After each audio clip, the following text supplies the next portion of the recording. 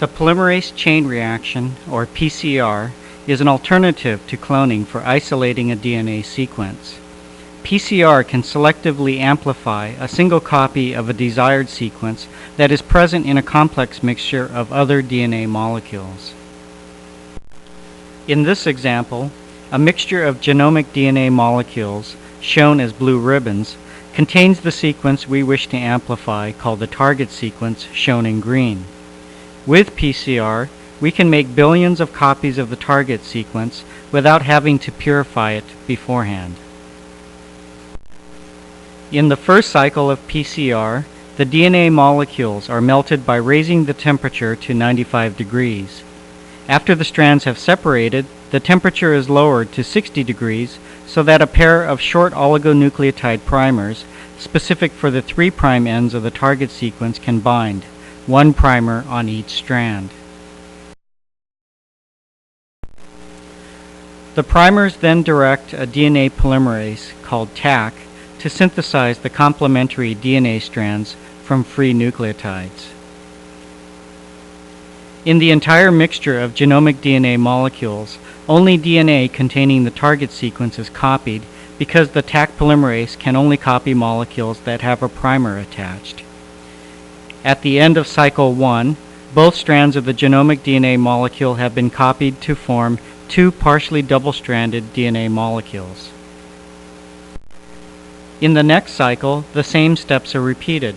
DNA duplexes are again melted by heating to 95 degrees. Since Taq polymerase has the special property of being thermostable, it is not inactivated at this high temperature.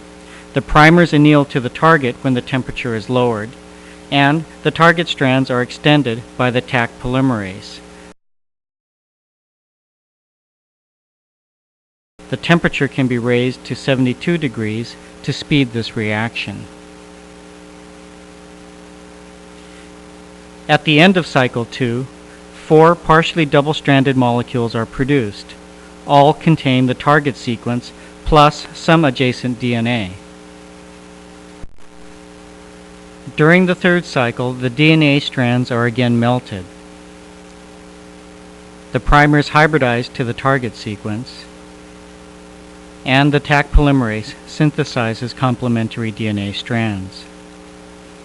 Cycle 3 produces 2 doubly stranded molecules that contain only the target sequence, as well as 6 longer molecules that contain the target and flanking sequence. In subsequent cycles, the number of target sequence molecules will increase exponentially. At cycle 4, the DNA strands are melted, the primers anneal, and the DNA strands are copied as in the previous cycles.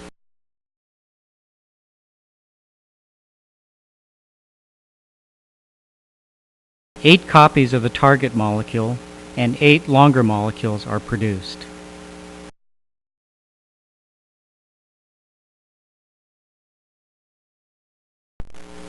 In cycle 5, the heating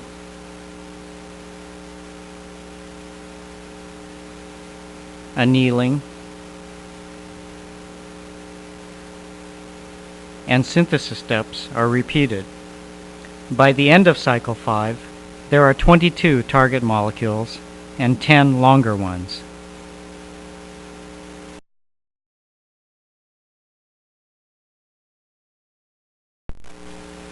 The number of target sequences continues to grow exponentially at each cycle. By the end of cycle 30, the target sequence has grown to more than 1 billion double-stranded target molecules, whereas there are only 60 copies of the longer DNA molecules. This means that the final product is virtually pure target sequence. Thus, like cloning, PCR selectively generates a large number of copies of a desired DNA sequence from the original mixture of DNA sequences.